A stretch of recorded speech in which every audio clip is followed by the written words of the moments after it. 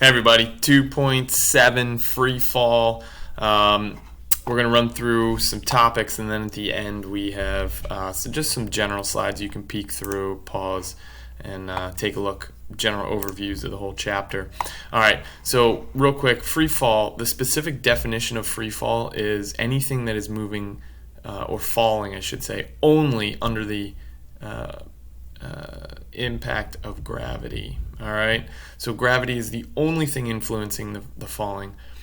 So in our general day-to-day lives, although things move very close to free fall, if you just have a tennis ball and you drop it, it is falling very close to the rate of acceleration of gravity. However, there are effects from the air. All right, so we generally say that nothing that is on Earth or in the atmosphere of Earth is falling in free fall because there is always air resistance affecting that fall. The common misconception, any two objects that are in free fall, if one is heavier than the other one, it is often thought that the heavier object will fall faster and hit the ground first. And this is because of many of our observations. If we have a notebook, let's say, and we rip a paper out of that notebook, all right, here's a notebook. If I rip a paper out of this notebook, and then I drop the paper and I drop the notebook, which one's going to hit the ground first? Well, of course, the notebook is going to hit the ground first. And the common misconception is that it's because it is heavier. And that is not the case.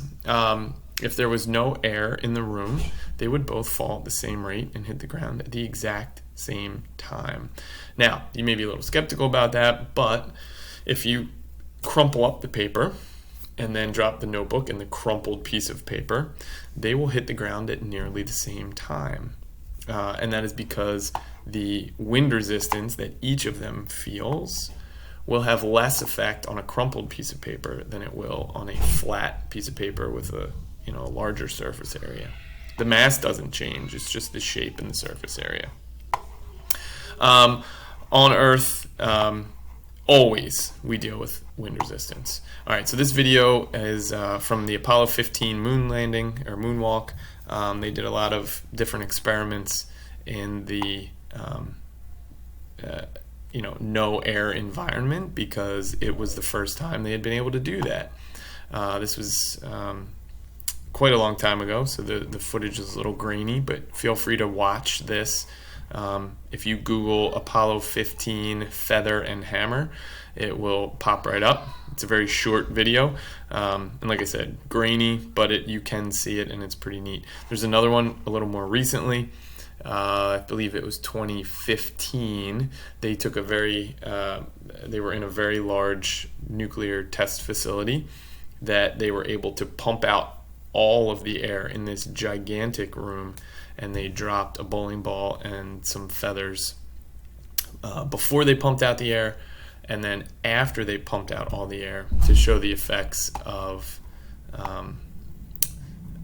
just gravity. And that one is really, really interesting. So I suggest you take a look at that one. If you Google bowling ball feather vacuum chamber, it should pop right up. It's with the scientist Brian Cox. All right, so here we go. Here is a vector diagram, velocity vector of something that you drop. So if you drop something, it begins from rest, right, 0 velocity, and then the velocity vector grows and grows and grows as it falls. It speeds up. And in fact, it speeds up at a very constant rate. Here's the acceleration vector of the acceleration of gravity, which is negative 9.8 meters per second squared. All right. If you throw something up in the air, it's almost exactly the opposite. You throw it up with some initial velocity. As soon as it leaves your hand, it's moving at a certain speed, and then that velocity decreases as it goes up, and it decreases at the same rate that something would increase its velocity if it were falling. So that acceleration is still pointed down, and it is the exact same rate, negative 9.8 meters per second squared. In this AP class, the College Board wants to wants you to be able to think in generalities and overarching concepts. And to help with that, this number, negative 9.8, often gets rounded to 10. And it makes it much easier to think about different things regarding this. So I will do that as we go. Here's a graph of something that is dropped. It begins at 0 velocity, and then it has a slope of negative 9.8 meters per second squared. So after 1 second, the negative velocity has increased by 9.8 meters per second. After 2 seconds, it is increased by another 9.8 meters per second. So that is what that acceleration means. All right, couple important things. Free fall acceleration always points down. We generally say that down is the negative direction, and by convention, it's easiest if we just keep it that way, no matter what the problem is. And this is our value, which we just talked about. All right, a lot of words here. Couple important things. We generally label the acceleration of gravity with this lowercase g, but by definition, g is positive. So if we're using g as the variable for the acceleration of gravity, and down is negative, we have to label this negative g. So that is important. All right. Some naming and terminology semantics here. G is not called gravity. So we don't say, what's the acceleration? Oh, the acceleration is gravity. No. It is the acceleration of gravity or the free fall acceleration, as we say right here. All right, that is important because in a little while we will deal with the force of gravity, which is related, but it is not the same thing. Other planets, of course, have different values of g. The moon is about 1/6 the gravity of Earth, and other planets have varying ones. We will take a look at those as well. All right, so ball's tossed straight up in the air. At its very highest point, the ball's instantaneous acceleration, which is a in the vertical direction, is what? A positive, b negative, c 0. Pause and think about that for a second. But if you were paying attention in one of the previous slides, we talked about that acceleration of gravity is always pointed down, and it is constant. It never changes. All right, so that means that it will be negative. All right, that negative direction, the downward direction, it always points that way, no matter the motion of an object. All right, an arrow is launched vertically upward. So it moves to a maximum height and then falls to the ground. We have this little image over here. At which of the points is the acceleration the greatest? All right, well, let's do greatest first because then it says the least. So which of these points? All right, pause this, think about it, come up with your answers. But if, again, when talking about the last couple slides, when no matter where the object is, the acceleration is pointed in the same direction each time. And that's a weird thing to think about. So that means the acceleration at A is downwards. The acceleration at B is downwards. The acceleration at C is downwards. D and E. And not only is it downwards the whole time, but each of these has the exact same value, the exact same magnitude. All right, these are all acceleration vectors.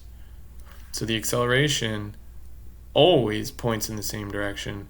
It is always the same value and never changes at any point during this flight, including up here, which is even more strange when you think about it. What is the velocity up here? The velocity up here is 0. As it's going up, it's slowing down. It stops for a split second at C, and then it starts speeding back up.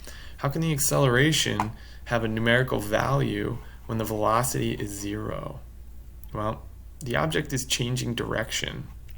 And so therefore, if an object is speeding up, slowing down, or changing direction, then it is undergoing an acceleration. All right. Okay, here's the same scenario. Arrow shot up in the air, comes straight back down. which velocity graph represents this motion. All right, so if up is positive, and you should be establishing a positive direction from now on for every problem that you do. And this is how I want you to do it. Just draw an arrow in the direction that you decide is positive. And that helps me, and it helps you as you go through a problem to know which numbers should be positive and which should be negative and things like that. That's important. So if up is positive, think about what this means. It starts with a positive velocity down here, and it ends with a negative velocity down here. So A can't be an answer because it starts and ends with a positive velocity. E can't be the answer because it starts and ends with a velocity of 0. Well, that doesn't make sense either. So it has to be B, C, or D. Now, at the very top, velocity is 0, but it's only 0 for a split second.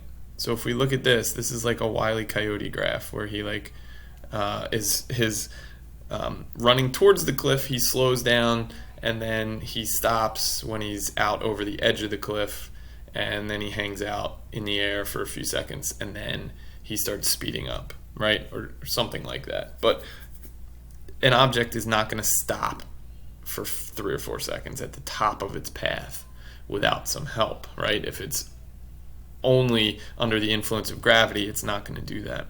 So the moment, and kind of the same thing here, that actually shows not a moment of stop, but a longer period of time. And so this one, just for a split second, it stops, and then it starts, after slowing down, it stops and then speeds up in the other direction. So D is really our the one we're looking at, in addition to the fact that C shows a changing velocity, right? Or I'm sorry, a changing acceleration, which is not the case. We have a constant acceleration with the acceleration of gravity. And this whole thing right here is a constant acceleration, which makes sense. Okay, so here a rock is dropped from rest from the top of a cliff, falls 100 meters before hitting the ground.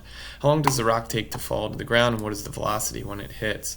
So we have a vector diagram here, which you don't really have to draw, but the image here I think is pretty good.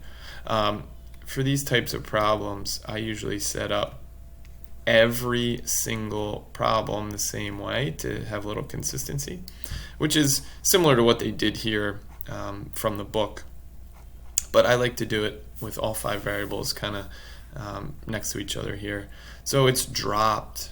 So that means the initial velocity. Anytime you read the word dropped, you can assume that the initial velocity is 0.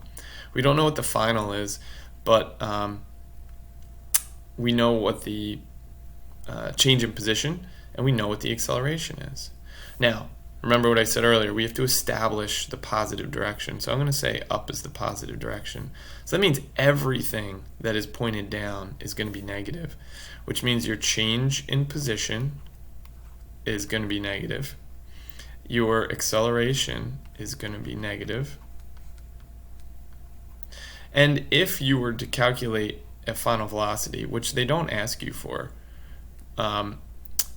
but if you were going to, so you don't have to solve for this, but this final velocity would also be negative because it's going to be pointed in that downward direction, and that's important. All right, so going through here, you use this equation, delta y equals vi times t plus 1/2 at squared. And the nice part is that vi is 0. So this whole part of the equation immediately goes to 0, and you're left with this right here, right? And so you plug all that in and you solve, and they of course use 9.8. I would replace that with 10, and it makes it much easier. You end up with 200 divided by 10, the square root of 20, which is I think 4.5. Very close, of course. All these are going to be close. And here are some more. Take a look at these.